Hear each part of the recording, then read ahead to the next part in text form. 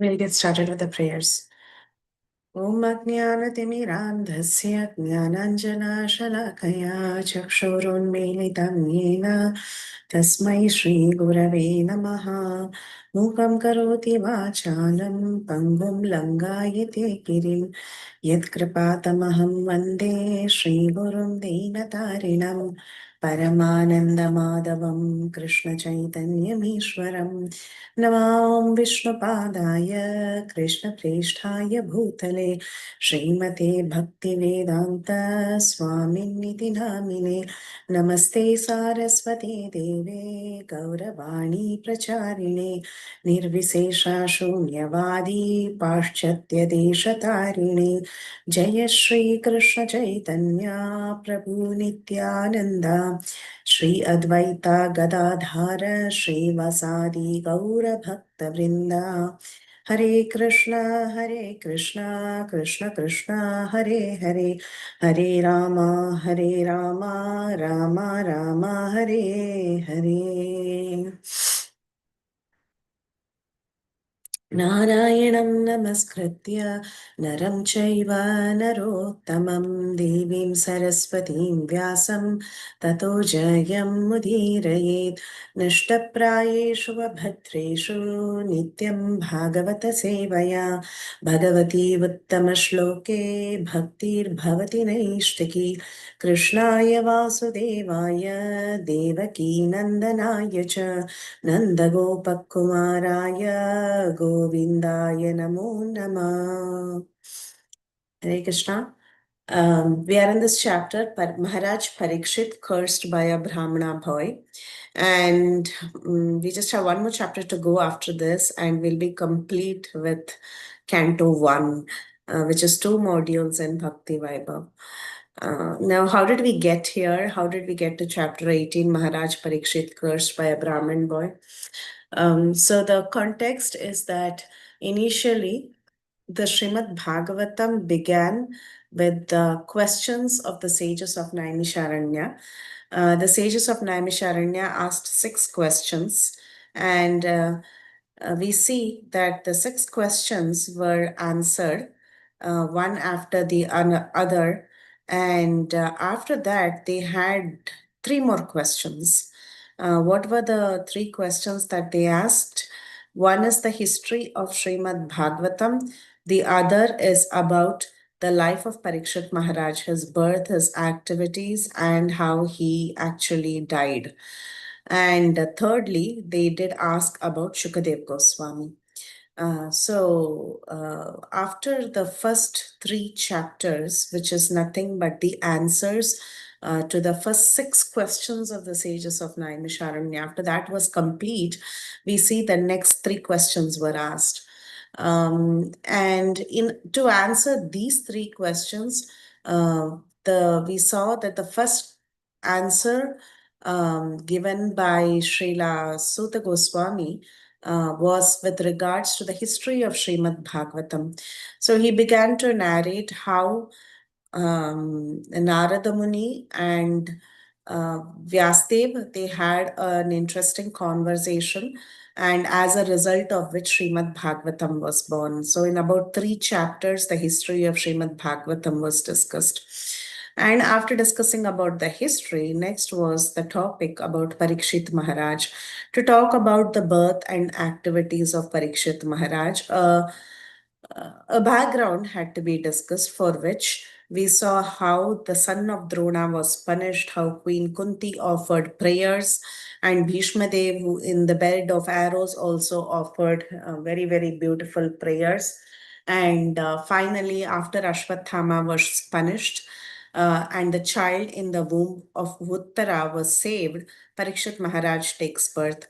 And Parikshit Maharaj grew up to be a fine prince. Astrologers made appropriate predictions. But for him to take up the throne, the older generation had to pretty much retire. And that's when we started seeing the chapters of how Dhritarashtra retired.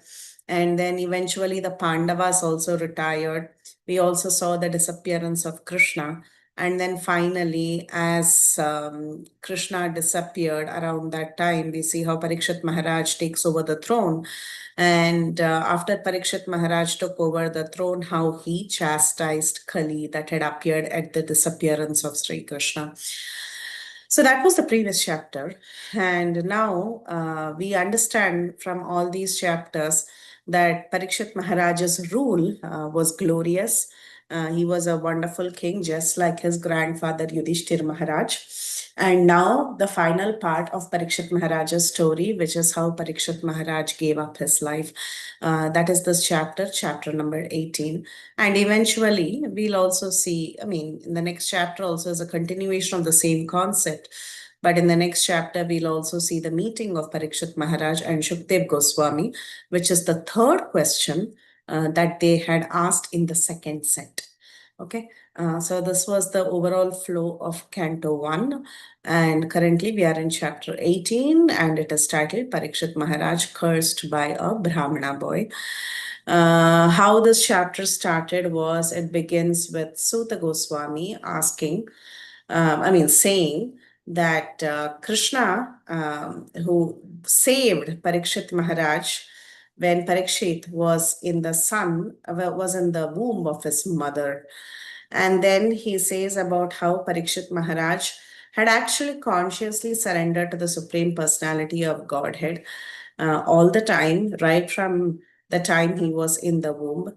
And even as he grew up, he continued to be a surrendered devotee.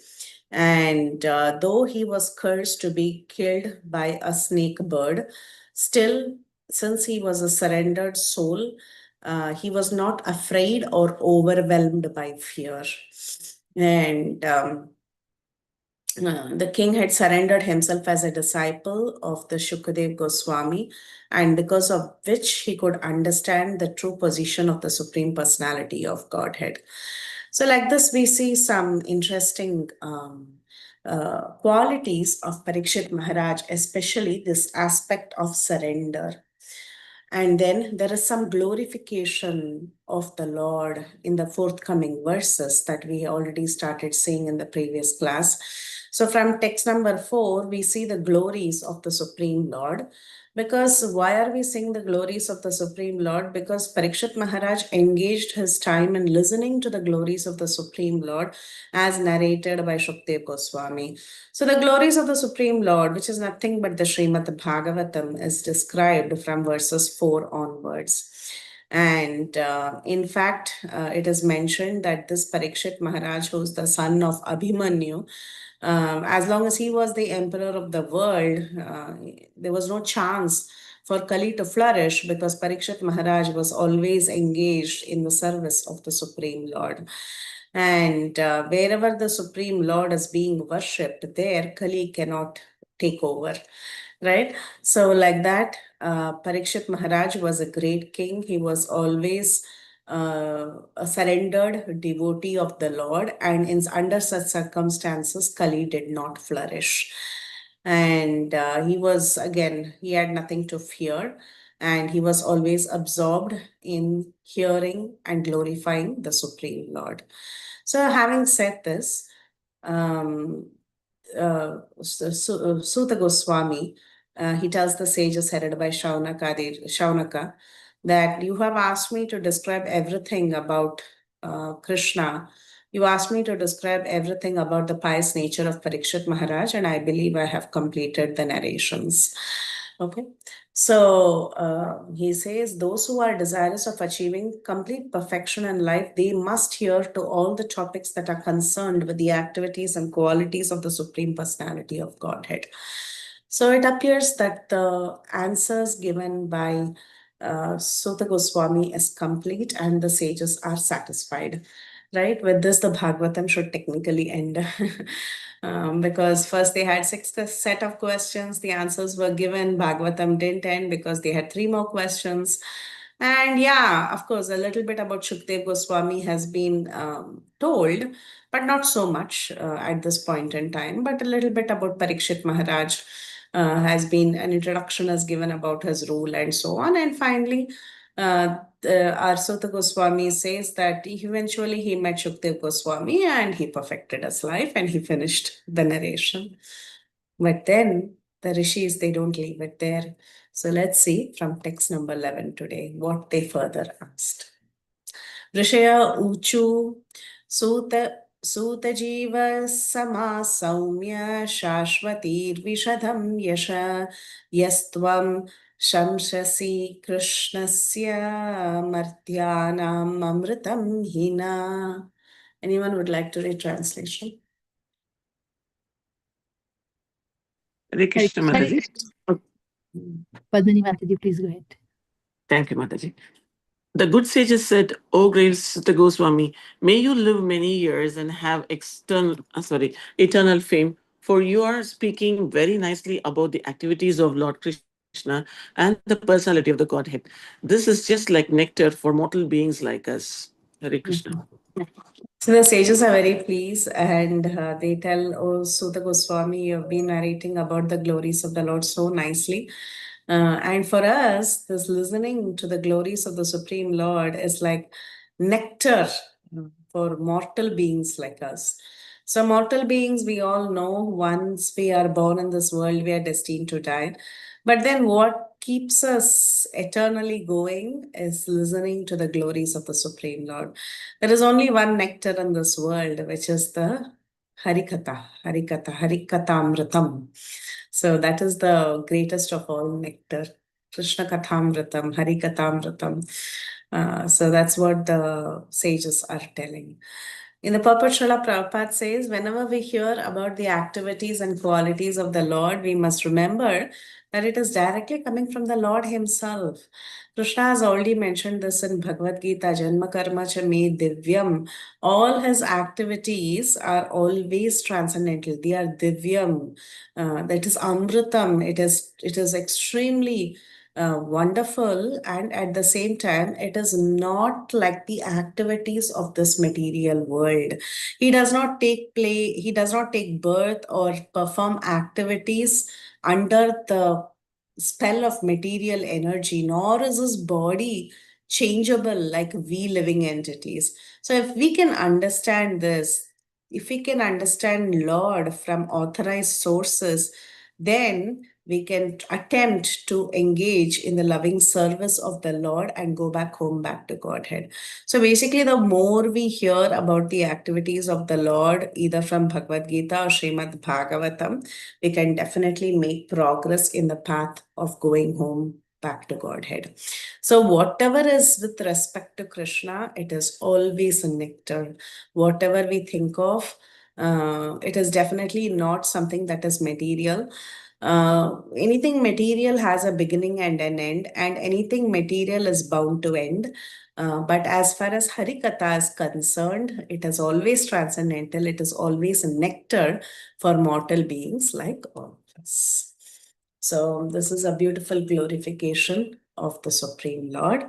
And for continuing like this, the sages, they continue to talk. They say, कर्मण्यस्मिन्ननाश्वासे धूमधूम्रामृतानं भवान् आपाययति गोविन्द पादपद्मासवं मधु. Anyone for translation? We have just begun the performance of this fruitive activity, a sacrificial fire, without certainty of its result due to the many imperfections in our action. Our bodies have become black from the smoke, but we are factually pleased by the nectar of the lotus feet of the personality of Godhead, Govinda, which you are distributing. Hare Krishna. Haribol. So the sages, they are talking about their condition. They just said it was like nectar for us to just hear about the glories of the Lord. And the sages are also telling about their own situation. The sages of Naimisharanya, in the first place, why did they gather? They gathered together to perform a sacrifice for many, many thousands of years so that they could mitigate the effects of the age of Kali, right? That is the reason why they even gathered in the first place. But was the effects mitigated? That is the question. Instead of the effects being reduced because of the sacrifice, what happened as a result of that sacrifice? Only their faces and their bodies had become black from the smoke. Their face was filled with soot. That's what happened. Nothing else happened. They were not able to mitigate the effects of the age of Kali Yuga. So basically, they had begun the performance of a fire sacrifice, which is a fruitive activity. And there are so many imperfections in such a process, especially in the age of Kali. Such fire sacrifices cannot be perfectly performed. So there were so many imperfections, and as a result, they couldn't achieve what they wanted to achieve. Rather, their bodies had become black from smoke, and they thought everything is gone in vain. However, they were very, very pleased because of one thing. They found Suta Goswami at the right time, and they could hear the nectar of the lotus feet of the Supreme Personality of Godhead Govinda, which he was distributing. So they are thanking Suta Goswami that yes, we came here for some purpose. We thought some other purpose is going to be accomplished, but now we are so glad that we have received a true nectar. And this true nectar you are freely distributing. Mm. So Prabhupada in the purport, he mentions that the sages of Naimisharanya, they had come and they were performing the sacrifice, and the entire area was full of smoke. And smoke is like doubts, it's very hazy, right? Like it's not clear. So it's like doubts because of many, many flaws.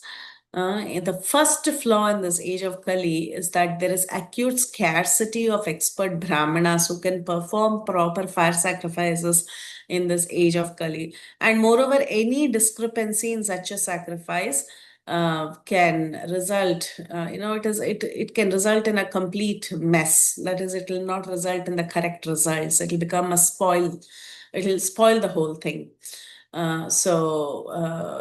This entire fire sacrifice is dependent on so many things like proper brahmanas, proper ingredients, proper time, proper execution, and so on. In Kali Yuga, however, everything is uncertain. The brahmanas also, they don't have proper qualification. They have become very, very greedy. And in this age of Kali, brahmanas, they induce innocent public to perform more and more sacrificial shows, but none of them is as per scriptural injunctions. So, therefore, in Kali Yuga, there is no proper sacrificial performances, but there can be one sacrifice that everybody can do, which is chanting the holy names of the Lord. This cannot bring about any sort of discrepancy because Harinam is by itself very purifying. There is no question of Harinam becoming impure. So this is the greatest sacrifice in this age of Kali. But anything else in this age of Kali, especially these fire sacrifices and all, it is actually a waste of time in one sense, because the result will not be obtained. Instead of the correct result being obtained, what is happening to the sages? Their face is filled with soot. That's all. Their face is filled with smoke. That is the nature of Kali Yuga. And here it is mentioned in the Brahma Vaivartak Puran, Vishnu tells Shiva that in the age of Kali, men full of anxieties of various kinds can vainly labor in fruitive activity and philosophical speculations. But when they are engaged in devotional service, the result is sure and certain, and there is no loss of energy. This is the verdict of all scriptures. In this age of Kali, there is one and only one sacrifice that we all can do, which is chanting the holy names and performing devotional service. So, in other words, nothing performed for spiritual realization of a material benefit will be successful without devotional service to the Lord. Whatever the endeavor may be, whether it is spiritual or material, if there is no bhakti, there is no question of success in that endeavor.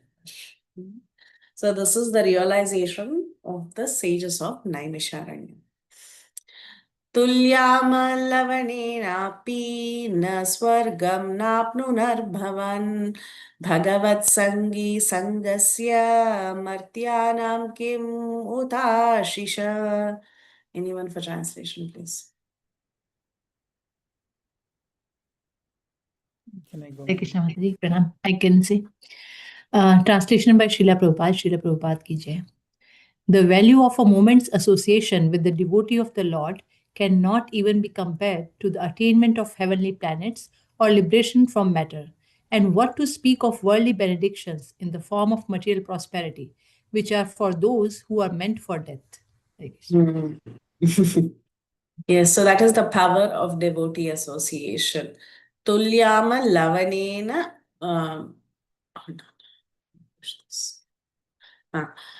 Tulya Tulyama lavanenapi na swargam napnurar bhavan. So even a moment's association, we say sadhusanga sarvastastra koi lava matra sadhusanga sarvasiddhi ho. Right?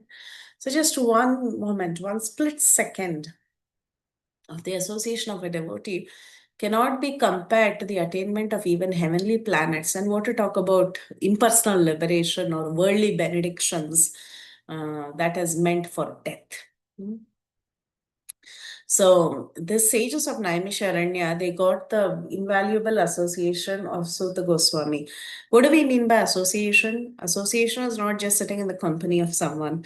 Association means hearing and talking Harikatha. That is association. When we say devotee association, we say, I want devotee association. When I say I want devotee association, it is not that I just have to go and sit in the middle of 100 devotees, and that is devotee association, or I chit chat about something with devotees. That is not devotee association. Real devotee association is exchange of Harikatha. That is real devotee association, and that is what is happening here.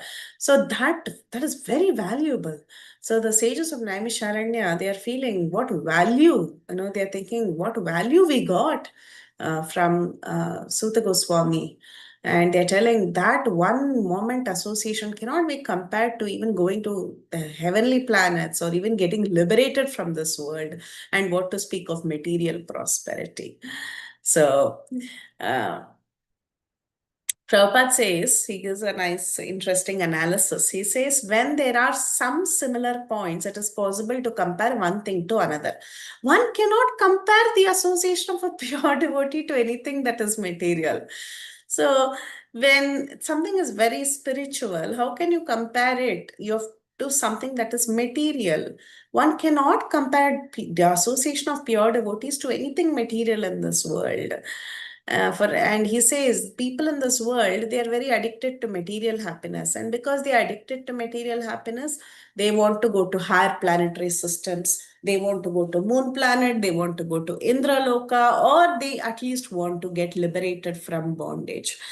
But when one becomes frustrated with all kinds of material advancement, and at that time, now when he thinks everything is over, he wants something that is an opposite of liberation. This is called as apunar bhava, or no rebirth.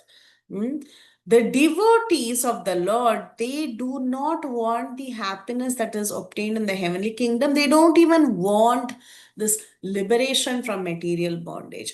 The pure devotees, they think all this is just an illusion. They are not after any of this. So, Prabhupada gives this analogy. As a government servant is always the same, either in the office or at home or any place. So, a devotee has nothing to do with anything material, because he's always engaged in the service of the Lord. He has nothing to do with anything material. So, what pleasure can he derive from material benedictions in this world? All that he is interested is going to the eternal world. And that's the reason a devotee performs devotional service, because devotional service is always spiritual. It has nothing to do with the material world. Suta Goswami, he was a pure devotee of the Lord, and he was in the association of the sages of Naimisharanya, and that wonderful association was very uplifting for the sages, and that is what they were appreciating in this particular verse. And Prabhupada mentions a materialist is called as Yoshit Sangi, or one who's too attached to material entanglement like women and paraphernalia. Such attachment is conditioned because it drives away the benedictions of life and prosperity. And just the opposite of Yoshit Sangi is what? Bhagavat Sangi. That's what the sages of Naimisharanya were doing. They wanted to be Bhagavat Sangis. And for one who's a Bhagavat Sangi, is always in association with the Lord's name, form, qualities, and such association is desirable and it is worshipable, and that is indeed the goal of their life. So, what did we see so far? We saw how the sages of Naimisharanya, they were very thankful for the association of Suta Goswami. They thought that they came here to perform some major sacrifice, and as a result of that sacrifice, nothing transpired. But they were very grateful that they got that association of Suta Goswami, which is much more precious than anything else in this world. 14. को नाम तृप्येद्रसवित्कथायं महत्तमैकान्तपरायणस्य नान्तं गुणानम् अगुणस्य जग्मुर्योगेश्वराये भवपादमुख्या. Anyone for translation? Can I go, Mataji? Can I go? Yeah. Okay, thank you, Mataji. Translation. The personality of Godhead, Lord Krishna, Govinda, is the exclusive shelter for all great living beings, and his transcendental attributes cannot even be measured by such masters of mystic powers as Lord Shiva and Lord Brahma. Can anyone who is expert in relishing nectar, rasa, ever be fully satiated by hearing topics about him? Thank you, Prabhu. I also saw Praladananda Prabhu was sending some beautiful relevant verses with respect to this topic that we are discussing. Thank you, Prabhuji. Thank you so much. I had a question on the previous verse. Shall we Yes. discuss later or no? Can I ask now? Yes, Prabhu. But your voice is very low. If you can Hare Krishna, slightly. Mataji. Yeah. Yes, Prabhu. Okay. So in the previous verse, the translation, I did not get the last line. Which are for those who are meant for death. You mean like we are talking about immortal beings or mortal beings, right? Yes, Prabhu. Okay. Yeah. Worldly benedictions is for the mortal beings. So that's the idea. Okay, thank you. Thank you, Prabhu. Yeah. So, a very, very beautiful verse. This talks about how Krishna is the shelter of all living beings, and he's got so many attributes. Can we even count the number of attributes Krishna has? Even great personalities like Lord Shiva and Brahma, both Padma and Bhava, both of them. The Padmaja, the one who's born from Padma, it is mentioned here. One who comes from Padma's Padma. So we have Brahma and we have Bhava, Lord Shiva. Both of them, they're great heads. And what are they doing? They're continuously trying to speak about the glories of the Supreme Lord. But they have not completed glorifying the Lord in various ways. Just like how we say that Ananta with his thousands of foods, he's continuously glorifying the Lord, but he has not found an end to it because the Lord's attributes cannot even be measured. It just cannot be measured. Even great masters like Shiva and Brahma are getting bewildered, or Ananta is getting bewildered thinking about the glories of the Lord. So the sages of Naimisharanya are telling that O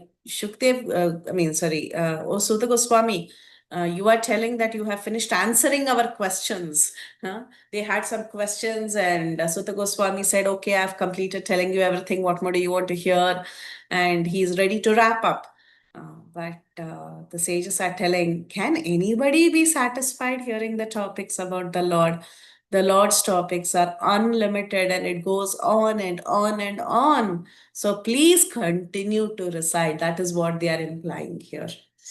Here in the purport, the glories of Lord Shiva and Brahma is mentioned. Shiva and Brahma, they are known to have lot of mystic powers, but even they cannot understand the Supreme Lord. The Supreme Lord is Govinda, Sri Krishna. He's transcendental and his attributes cannot even be measured by great Ishwaras like Shiva and Brahma. In fact, Shiva and Brahma are considered Ishwaras. They are not like ordinary human beings. Then what to talk about ordinary people like us? Mm. It is only natural that when we hear the greatness of the Supreme Lord, we want to hear more and more. And what really can give us maximum happiness and pleasure is to be engaged in the service of the Supreme Lord. The Supreme Lord, He is unlimited. His name, attributes, pastimes, entourage, variegatedness, everything is unlimited. And this is also confirmed in the Padma Purana that there are mystics, they are deriving transcendental pleasure from the Supreme Lord. And therefore, the Supreme Lord is called as Rama. This is one of the names of the Supreme Lord. He's called as Rama because he's continuously giving pleasure. And there is no end to the glories of the Lord, and there is no end to the transcendental discourses about the Supreme Lord.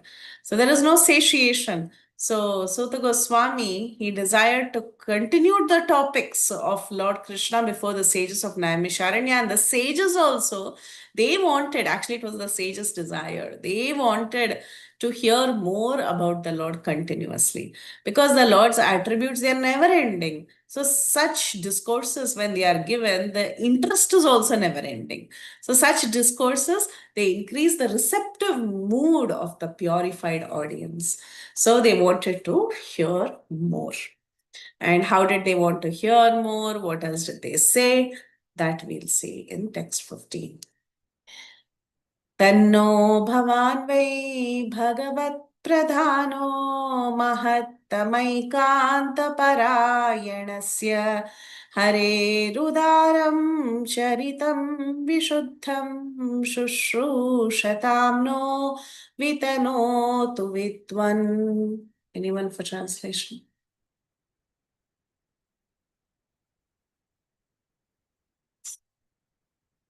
I can read, Mataji, if no one is reading. Translation. O Sutta Goswami, you are a learned and pure devotee of the Lord, because the personality of Godhead is your chief object of service.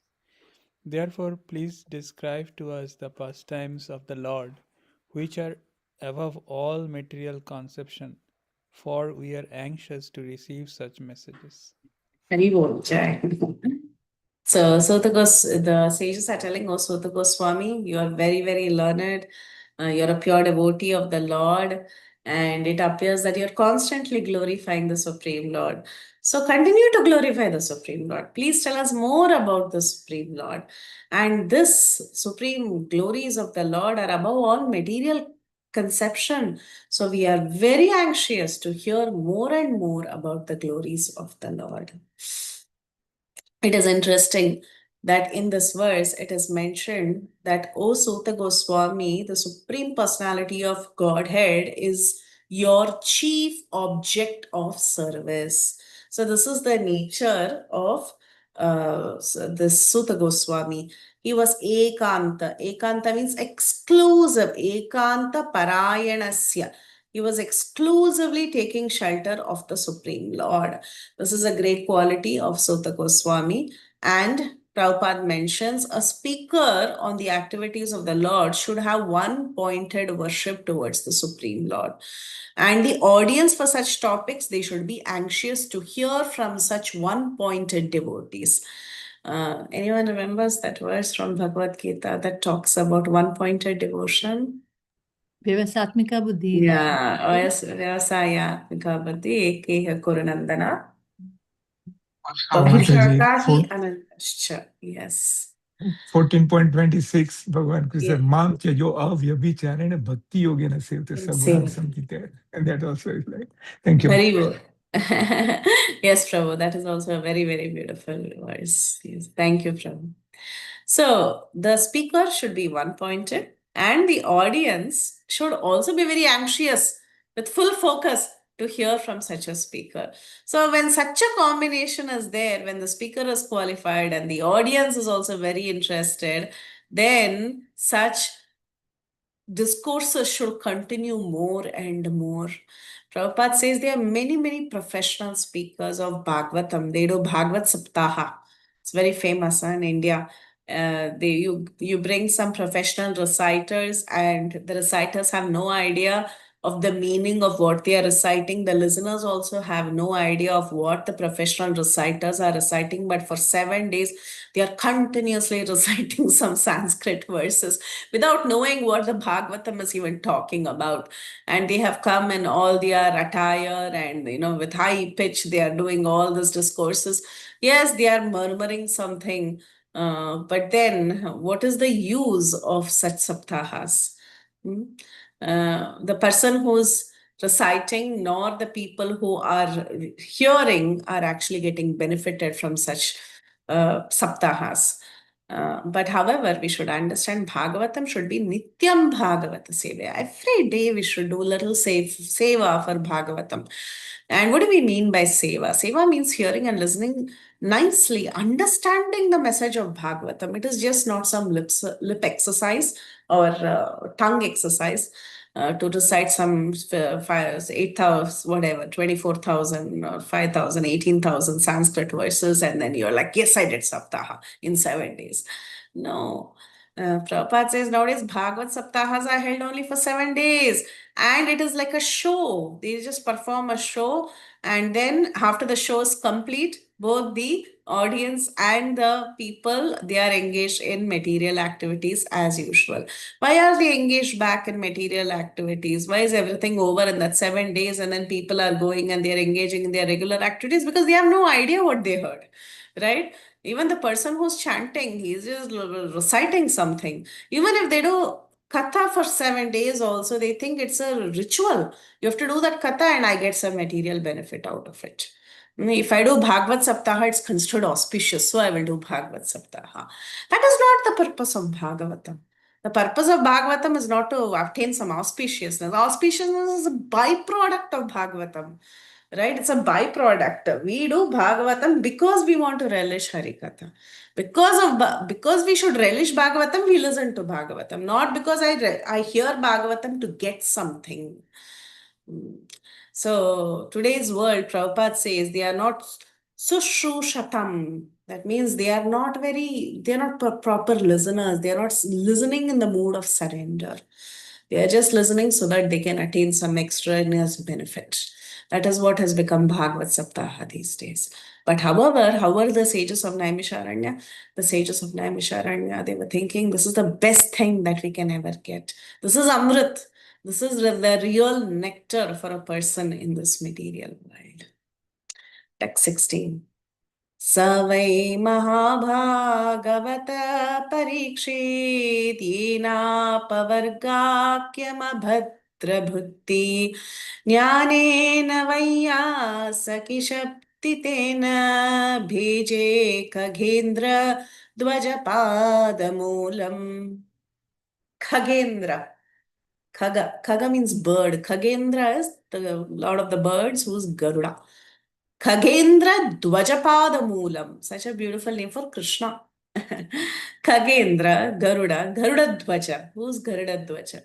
Garuda Dvaja is Sri Krishna or Vishnu. So Garuda Dvaja Padamulam. So to attain the lotus feet of Garuda Dvaja, of the Lord. O Sota Goswami, the sages are telling, please describe those topics of the Lord by which Maharaj Parikshit, whose intelligence was fixed in liberation, attained the lotus feet of the Lord, who is the shelter of Garuda, the king of birds. Those topics were vibrated by the son of Vyasa, Vaiyasaki. Vaiyasaki is son of Vyasa, who is Shukdev Goswami. Badarayana, Vaiyasaki, these are some names of Shukdev Goswami. So these sages, they are telling, don't stop here. Please describe the topics of the Lord. And we want to know about the Lord who is the master of Parikshit Maharaj, because the topic is also about Parikshit Maharaj, right? So they wanted to hear more. Now, when Parikshit Maharaj is being described in this verse, it says Parikshit, whose intelligence was fixed on liberation, and he attained the lotus feet of the Lord, who's the shelter of Garuda, the king of birds. So Parikshit Maharaj's mind was fixed, or rather intelligence was fixed in what? In liberation. Now, what is this liberation? That's what Prabhupada describes in the beginning of the purport. Prabhupada says there is some controversy among students on the path of liberation. So some transcendental students who are after getting out of this material world, they want liberation. They are called as impersonalists. Okay, while there are other people who also want to attain liberation, these people are called as devotees of the Lord. So basically, Prabhupada is pointing out to two sets of students. One set is called as the impersonalist, and the other set is called as the devotee of the Lord. Now, the devotee of the Lord, what does he do? He worships the transcendental form of the Lord. Whereas the impersonalist, what are they meditating on? They are meditating on the glaring effulgence of the Lord, that is called as Brahma Jyoti. But here in this verse it is said, Maharaj Parikshit, he attained liberation where? At the lotus feet of the Lord, right? Which means he attained personal liberation, meaning he was a devotee of the Lord. He was fixed in the instructions, the knowledge that was delivered by Vaiyasaki, who's the son of Vyasadeva, who's Shukadev Goswami. Now, Parikshit Maharaj heard from Shukadev Goswami and he attained liberation at the lotus feet of Krishna. This is what the verse is telling. But then what about Shukadev Goswami? Actually, Shukadev Goswami was also an impersonalist in the beginning. He was not a pure devotee in the sense, he did not have personal realizations. In the beginning, how was he? He was also an impersonalist, but then later he became a devotee. So you all know these various stories of how Shukdev Goswami, he hears beautiful verses from Srimad Bhagavatam from the disciples of Vyasadeva. And though he wanted to leave home and he was fixed on the impersonal, still he got attracted to the internal and external beauty of Sri Krishna and he returns home. Very first class of Bhagavad. This Bhakti Vaibhav was that. So though Shukdev Goswami, initially he was an impersonalist, still he eventually transformed into a first-class devotee. He was a Mahabhagavata. So hearing from a Mahabhagavata, even Parikshit Maharaj, he also attained perfection and he also became a Mahabhagavata. So Prabhupada, in the purport, he also speaks about the three classes of devotees. In general, we say devotees are Prakrita, Madhyama, and Mahabhagavata. What are these three? It is the same as, what is that? Kanishta, Madhyama, and Uttama. The same thing is called out here as Prakrita, Madhyama, and Mahabhagavata. So Prakrita means third class devotee. What is the third class devotee doing? His faith is not very strong. He worships the deity in the temple, but he doesn't have proper knowledge of the Lord and Lord's devotees. The Madhyama is the second class. What does he do? He knows very well about the Lord. And he also understands the differences between devotees and non-devotees. But the Mahabhagavata, the Uttama Adhikari, is the first class devotee and he sees everything in relationship with the Lord. Everything he sees in relation to the Lord. Vidya Vinaya Sampanne, Brahmane Gavi Hastini, Shuni Chaiva Shvapake Cha Pandita Samadashana. Like that, he sees everything in relationship with Krishna. He sees Krishna in everyone's heart. Such a person is a Mahabhagavata. And a Mahabhagavata will not make any such distinctions. In fact, both Parikshit Maharaj and Shukadev Goswami, both of them were Mahabhagavatas. Parikshit Maharaj was hearing from a Mahabhagavata and he also became a Mahabhagavata. So that's why we see this quality of Parikshit Maharaj being displayed when he was talking to this personality of Kali. Prabhupada says he was equally kind even to the personality of Kali than what to speak of others. So like this, it is stated in Bhagavad Gita also that generally these impersonalist devotees, they have to, for them to become a pure devotee, it takes many lifetimes. But then this Shukdev Goswami and Parikshit Maharaj, they had gone beyond this impersonal liberation. So they were beyond the so-called impersonal liberation, and they had attained transcendental service at the lotus feet of the Lord. So this was the beautiful position of both the speaker and the listener. Text 17. Tanna param punya asamvritartam akyanamathyatputa yoganishtam akyahi anantarchitatopapanam parikshitam bhagavatabhiramam. Anyone for translation? Hare Krishna.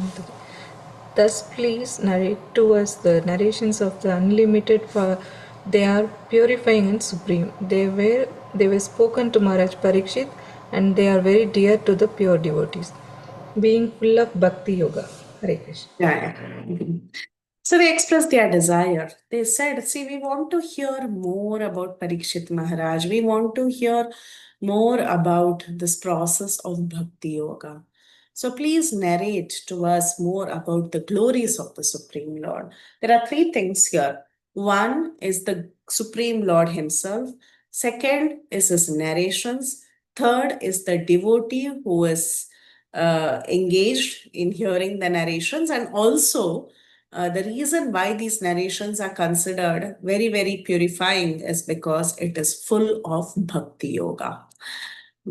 So they wanted to hear about the devotee, about the Lord, about Bhakti, and they wanted to understand about the unlimited glories of the Supreme Lord.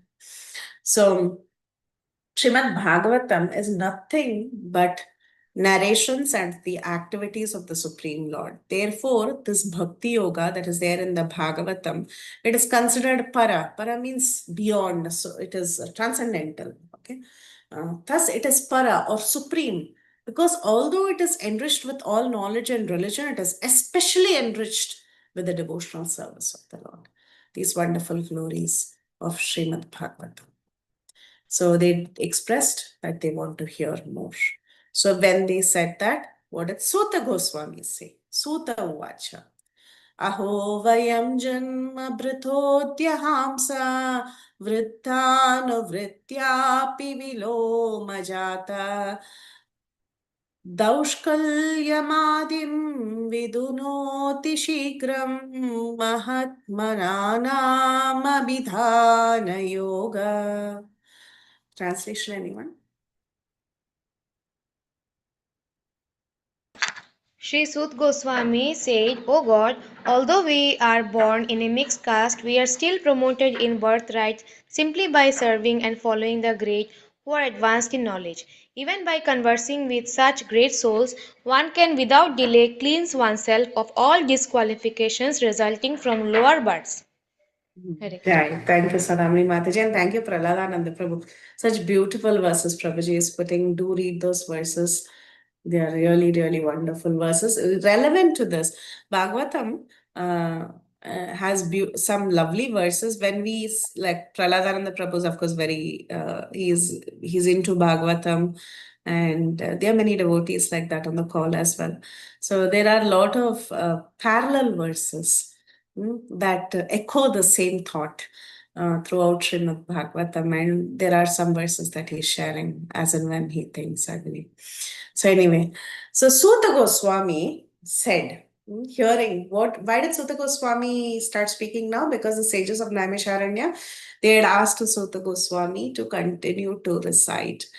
So now Sutta Goswami, very, very, very in a humble state of mind, he says, "Oh God, although we are in a mixed caste," so he is Sutta. Sutta means what? One who is of mixed caste is called a Sutta.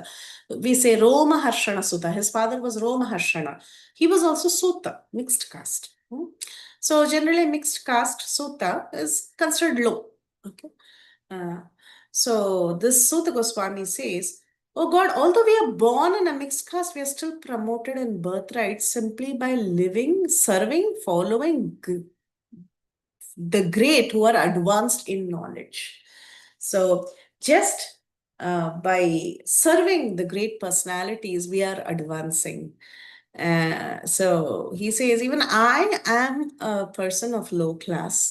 And if I'm able to speak about the Supreme Lord, it is just that I was had the opportunity to associate with great devotees and follow the great devotees, serve them. So even by conversing with great souls, one can actually cleanse oneself from all disqualifications that can arise from birth. So we all say, okay, I'm from this birth, that birth. Maybe I'm not qualified to listen, or I'm not qualified to glorify the Lord. It's not like that. When we associate with great personalities who are Param Vaishnavas, we automatically get the qualification to either hear or glorify the Lord. So this should be very clear. One cannot say that I've heard this, when we inspire some newcomers to listen to Bhagavatam or chant the holy names. They say, "I'm so impure. How can I chant the pure names of God?" Or, "I'm so impure, I cannot hear Bhagavatam." Like as if their impurity is going to contaminate Bhagavatam or the holy names. So they're very proud of their impurity. So it's not like that. Bhagavatam is always pure. Holy names are always pure. They are here to purify us. We should not think that I am so impure that I will contaminate Bhagavatam. It can never happen like that. So anyway, Sutta Goswami, he's saying that the more we glorify the Lord, doesn't matter what background you are from, the more we hear about the Lord, the more we take association of Vaishnavas, quickly we can get out of this contamination of the material world. And Prabhupada in the purport, he explains, Sutta Goswami, he did not take birth in a Brahmana family. He was of mixed caste. It was not considered very high class and very cultured. But because of his association that he took with great personalities like Shukdev Goswami and even the rishis of Naimisharanya, the disqualification that he had, being of lower birth, this was washed out. And Chaitanya Mahaprabhu followed this principle very, very clearly. He made Haridas Thakur, who's an outcast by birth. He was a Mlecha, he was an outcast. He made him Namacharya. So it doesn't matter what our birth is, whether we are Brahmana, Kshatriya, Vaishya, Shudra by birth, maybe we are a householder, mendicant, whatever in society, Varna and Ashram. It's all very superficial. It doesn't matter in Krishna consciousness. As long as we are conversant in the science of Krishna, one can be accepted as an acharya or a guru or a spiritual master. So this is the greatness of the process of bhakti. So Sutta Goswami, he had learned this science from personalities like Shukdev Goswami and Vyasadev. And he was very happy to speak this to the sages of Naimisharanya. So Sutta Goswami, he did not have qualifications of being from high birth, but still he had this transcendental realization. So 1,000 years ago also there was no bar to learning and preaching the science of Krishna consciousness. So it was not even 1,000 years ago also anybody could come and speak about Krishna. There was no bar. Everybody is qualified to go home back to Godhead. Everybody is qualified to read Bhagavatam. Everybody is qualified to read the Bhagavad Gita. So Sri Chaitanya Mahaprabhu, he revived this ancient Vedic culture, and he even promoted many people from various backgrounds to take up Krishna consciousness and become world leaders. And following in Sri Chaitanya Mahaprabhu's footsteps, even Srila Prabhupada also. Today, Srila Prabhupada's disciples, they are top-notch devotees, right? They're top-class devotees. And nobody speaks about their, what is their background, in which family they are born, and so on. Because bhakti by itself, it is very purifying. We all know this famous verse that we had discussed in the previous class also, Kirataho Nandra Pulinda Pulkasha. It really doesn't matter what your birth is, what tribe you belong to, and so on. But bhakti can make anybody become a great devotee through devotee association. Prabhupada also tells us the mental diseases in the present generation, they are more acute than body diseases. And there's a problem that is there in this world today. And the only solution to all problems is to take up the proper preaching of Srimad Bhagavatam all around the world. So Srimad Bhagavatam is the only nectar. It is the only solution to all problems of this world. So Prabhupada also calls out another word in the translation. He says Mahatmanam Abhidhana also means dictionary of great devotees, or a book full of words of great devotees. Such a dictionary of the words of great devotees and those of the Lord in the Vedas and allied literatures, especially Srimad Bhagavatam, if we can take shelter of all of this, one can become completely purified. That is the power of devotees of the Lord. And this is also another famous verse where it is said that the Ganges water is accepted as being pure. But to tap into the benefits of Ganges water, you should use it continuously. But devotee association, just 1 second, 1 split second, one can get purified by devotee association. So that was how Suta Goswami is telling that though I am of low birth, I'm very fortunate, and I'm very excited to speak more about the Supreme Lord. And continuing from the previous verse, he says, then what to speak of those who are under the direction of great devotees, chanting the holy name of the unlimited, who has unlimited potency. The personality of Godhead, this unlimited potency and transcendental attributes, is called as Ananta. So he's telling that just when you hear about the glories of the Lord, you just have to listen to his holy names.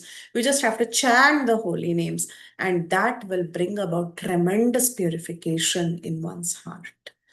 Kuta punargranato nama tasya mahatmanaikanta parayanasya yo ananta shaktir bhagavan ananto mahat gunatvad yamanantamahu. Anyone for translation? And what to speak of those who are under the direction of great devotees, chanting the holy name of the unlimited, who has unlimited potency. The personality of Godhead, unlimited in potency and transcendental by attributes, is called Ananta, unlimited. Yes, Prabhu. Thank you so much. So, with Vijabandhus, Prabhupada says, or the less intelligent, uncultured men born of higher castes put forward many arguments against the lower caste men becoming Brahmanas in this life. Vijabandhus, Prabhupada says that there are many Brahmanas who are just born in Brahmin family and call themselves Brahmana. But what qualification do they have? And what do? They point out the other people, saying that these lower class men, they have become Brahmins in this life. What qualification they have? Like that they question.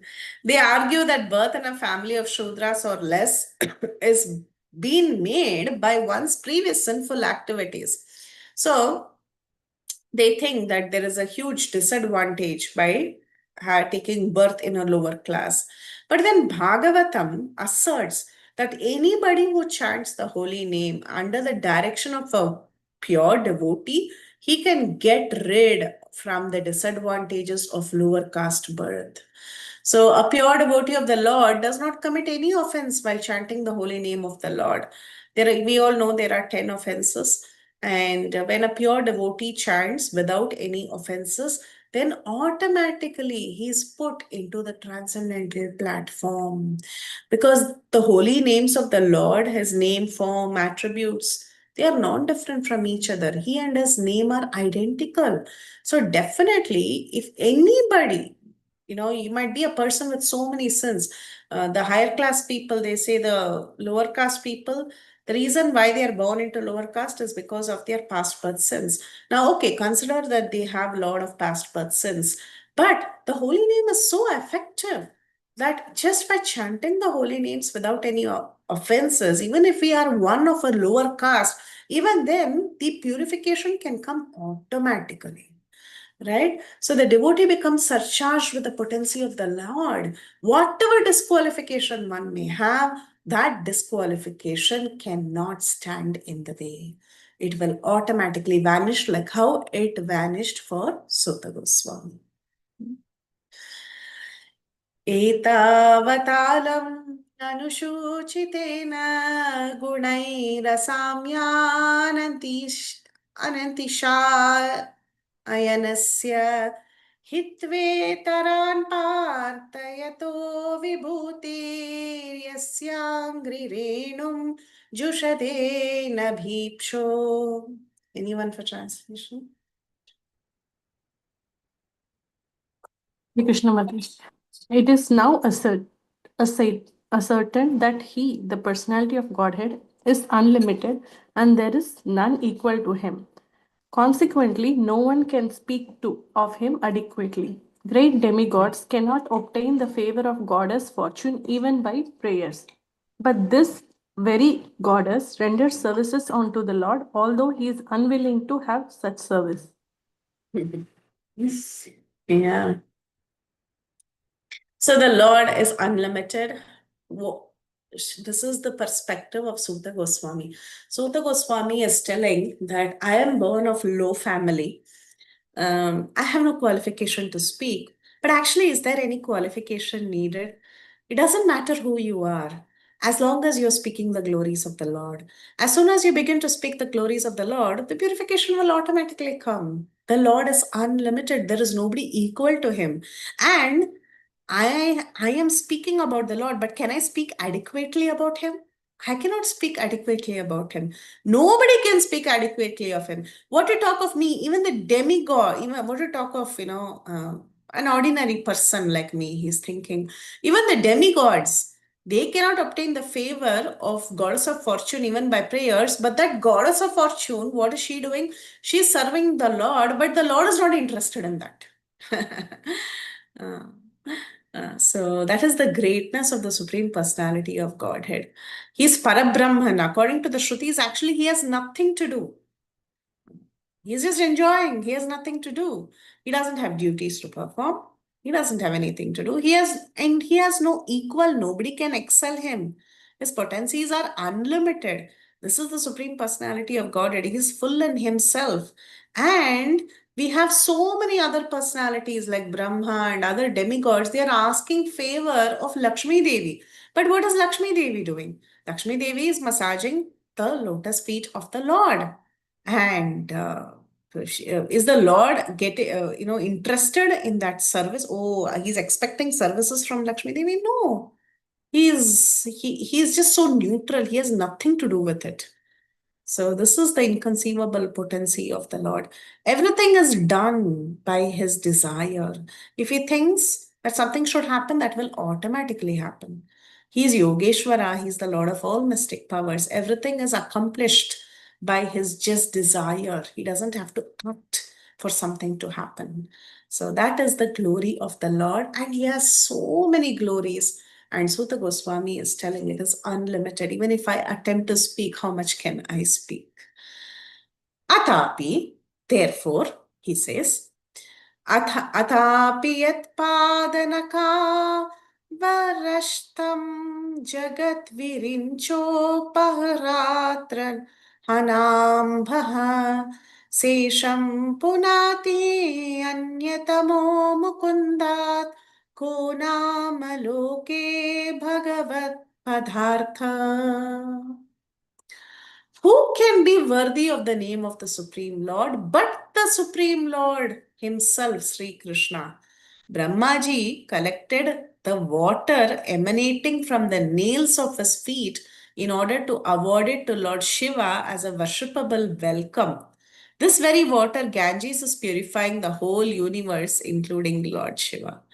So nobody is worthy of the name of the Supreme Lord but the Supreme Lord himself. Who's worthy of Krishna's name? Only Krishna. And that's why even Brahma, who's the leader of this universe, he collected the water that is emanating from the feet of the Supreme Lord and he gave it to Lord Shiva, who kept it on his locks to welcome Mother Ganga. In this Ganga, she is purifying this entire world. So all of them are subservient to the Supreme Lord.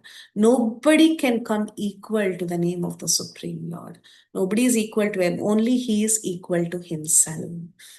So that's why in the purport, Prabhupada mentions that all the demigods, they can never become equal to Krishna. Brahma is considered as one of the living entities, and Lord Shiva, he is the chief of all the demigods. So neither of them can actually become equal to Vishnu. There is nobody more powerful than Mukunda. The goddess of fortune, Lord Brahma, Lord Shiva, none of them are independent. None of them are independently powerful. However, they are powerful expansions of the Supreme Lord, but they can never be independent of the Supreme Lord.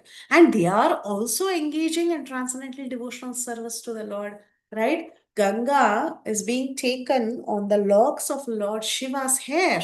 He is also trying to serve the Supreme Lord.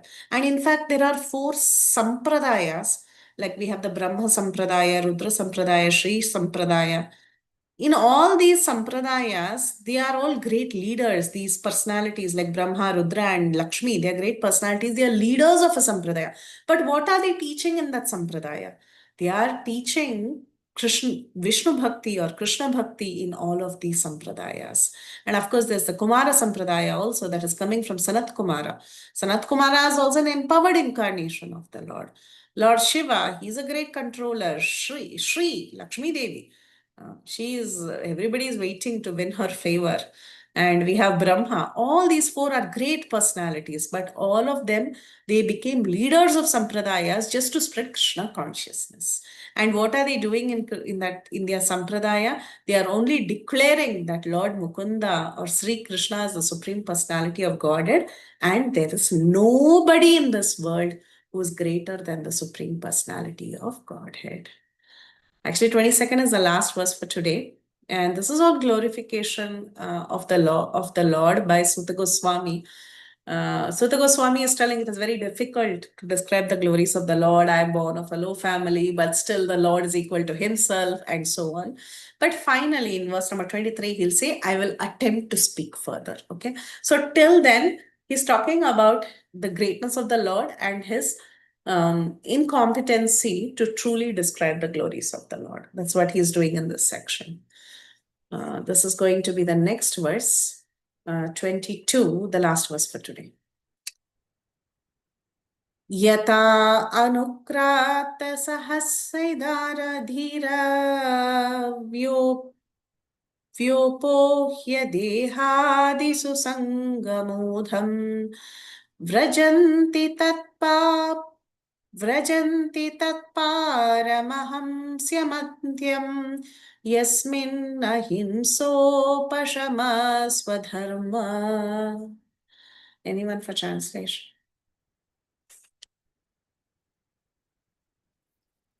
I can go, Mataji, if no.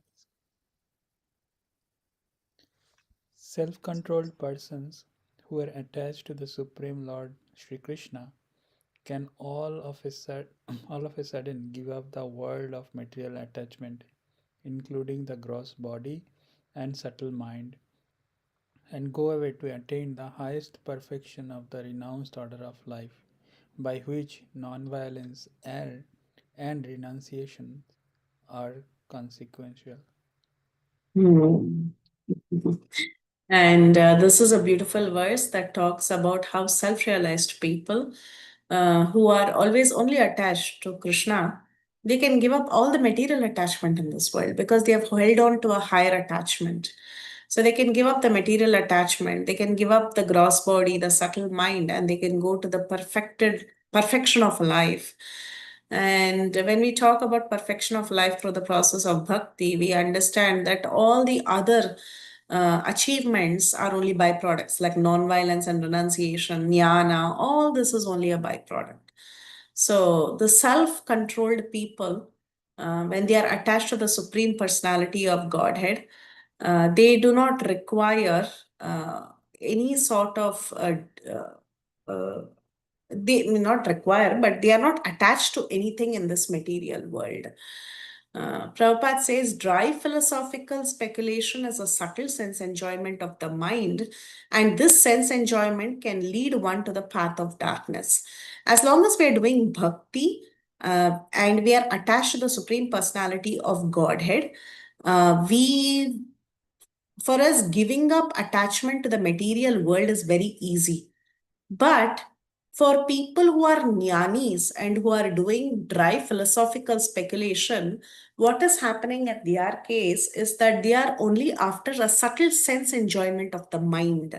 That is what they are doing. Their true attachment is not on Krishna. So they are enjoying their senses, the subtle senses, by doing dry speculation. So what's happening in their case? They are not able to detach from this material world.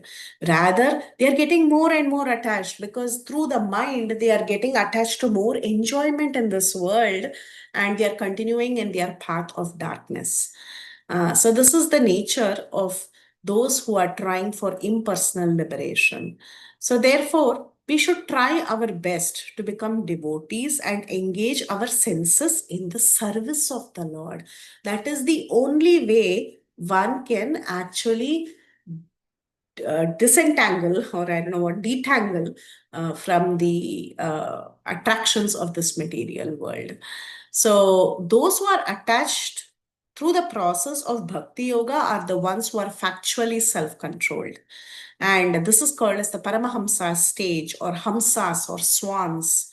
Devotees are generally the ones who actually reach the Paramahamsa stage. And what is a Paramahamsa? Prabhupada says, Hamsas are swans because they accept milk out of mixture of milk and water. Similarly, those who are accepting the Lord instead of accepting Maya service, they are called as Paramahamsas. And once one takes up to devotional service and comes to the platform of Paramahamsas, what happens? They are automatically filled with good attributes. Like there is no pride in them, there is freedom from vanity, there is non-violence, there is tolerance, simplicity, and so on. So all these other qualities are considered only byproducts for a person who has taken up devotional service. So real non-violence is a byproduct.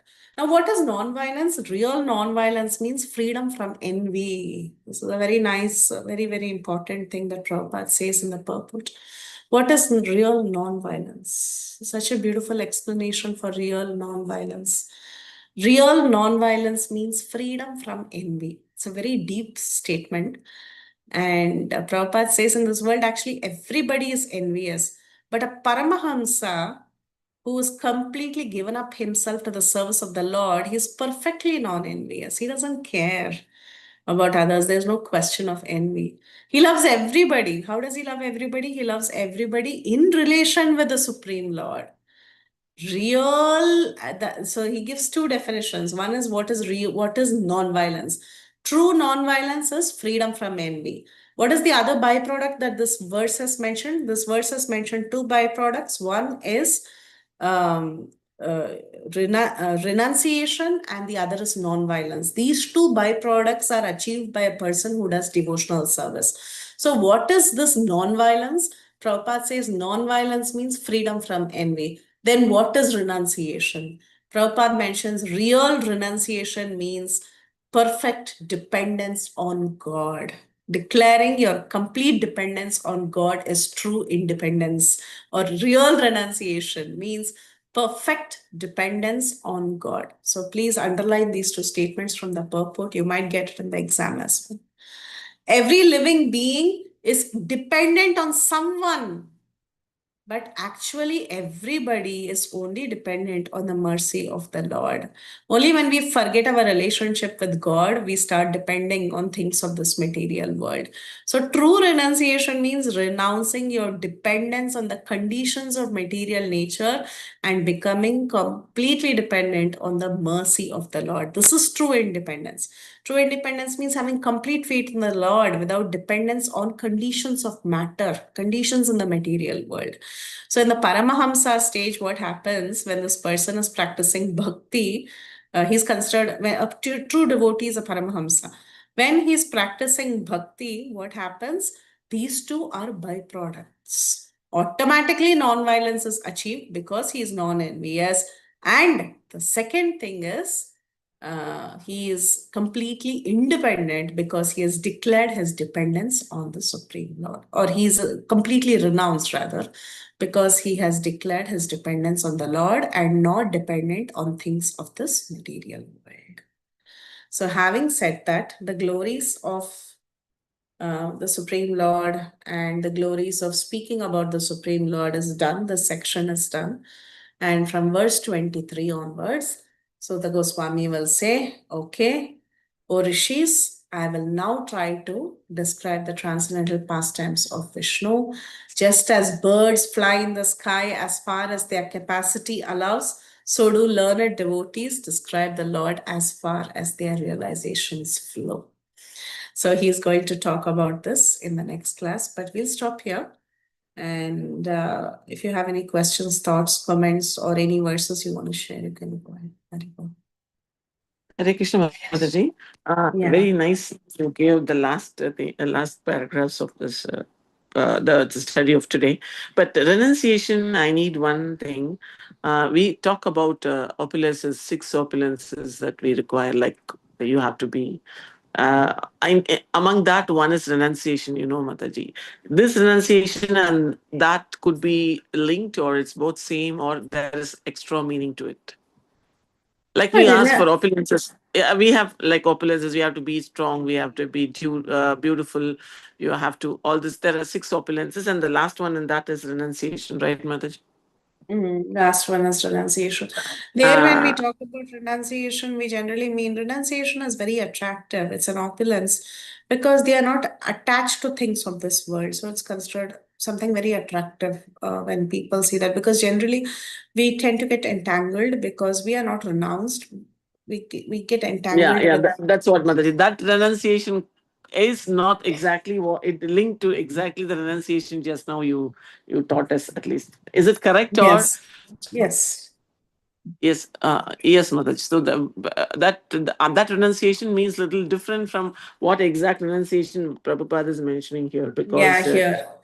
Yeah, but it is again, 90% of the renunciation that we see in this world is not linked to Krishna consciousness. So it is all, but still, even that is very attractive. Like you can call it an opulence, but the renunciation that is mentioned here is when one is completely dependent on Krishna, and hence automatically he is not dependent on things of this world. Yeah, like that. but is it also means that you have that renunciation is the opulence in real sense? Can we take it like that, or that is okay. As you said, in material world, that is renunciation, but real renunciation is being independent of other things and completely being dependent on God is real renunciation. Yes, Mataji, that's right. Thank You're you. right. Thank you, Mataji. Hare Krishna. Hare.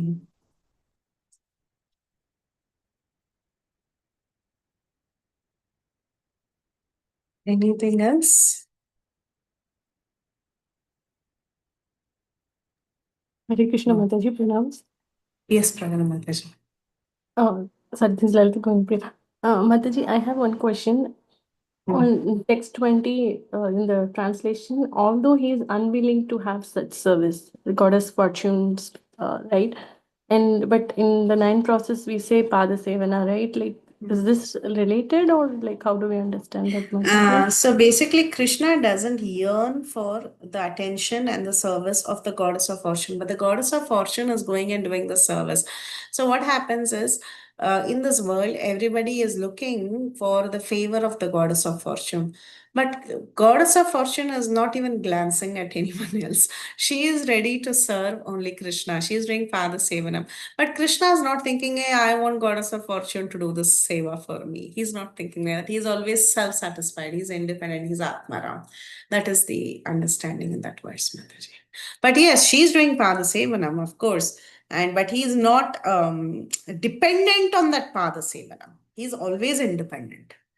That is the understanding. Thank you, Mataji. Thank you. Thank you, Mataji. Mataji. Yeah. Yes, Prabhuji, please. Yeah.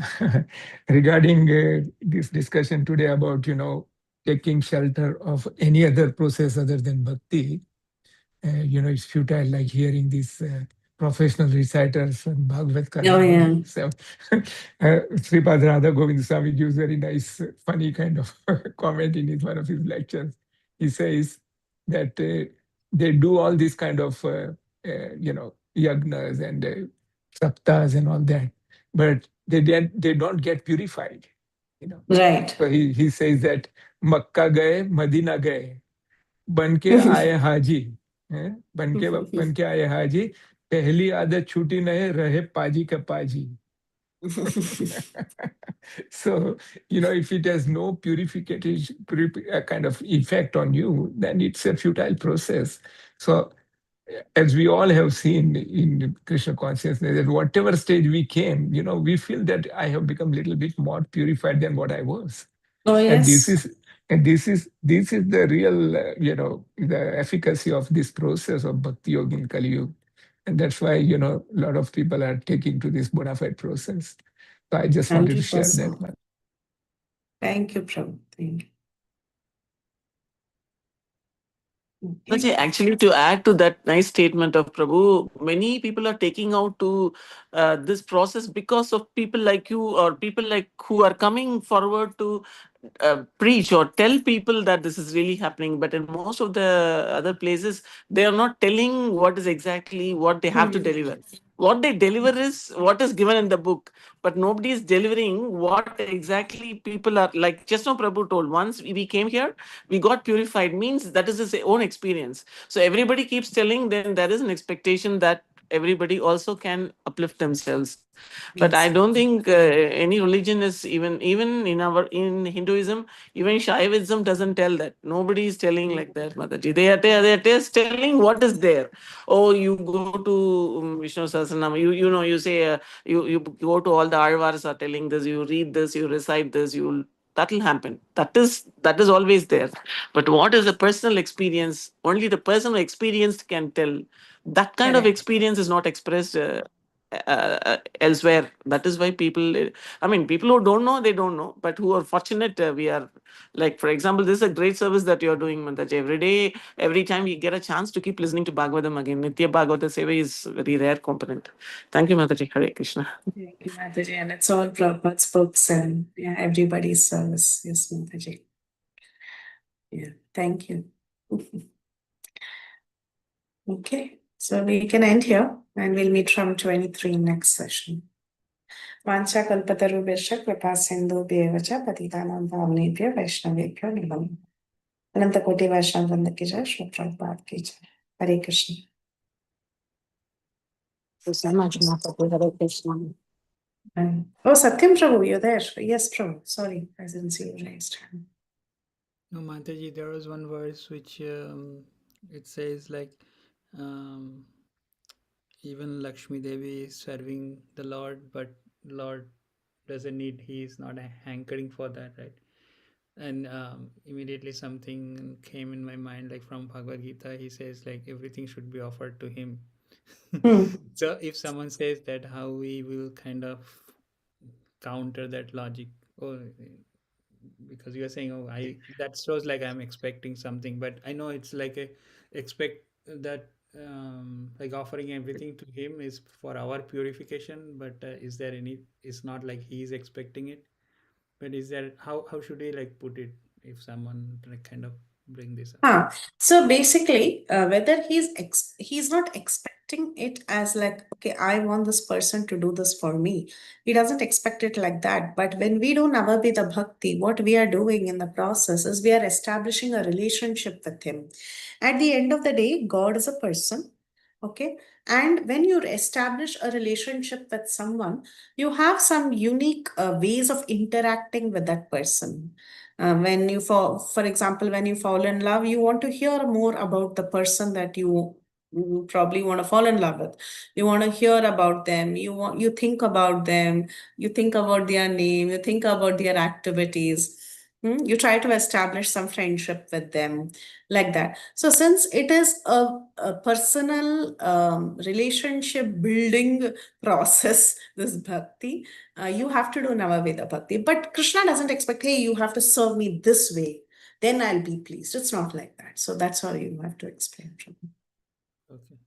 Now I mean, now we can say that Patram Pushpam Phalam Thoyam, like simple thing. He doesn't expect like something big. Yeah, it's very simple. Like you said, Patram Pushpam Phalam Toyam. He doesn't expect a big meal, but you want to do it. Why? Out of love. Like that. Yeah. Cool. Thank you, Mataji. Very well. Thank you, Prem. Okay, so we'll end here. Vanchakalpatarubhyascha kripa sindhubhyev cha patitanam pavanebhyo vaishnavebhyo namo namah. Ananta Koti Vaishnava Vrinda ki jai. Shri Prabhupada.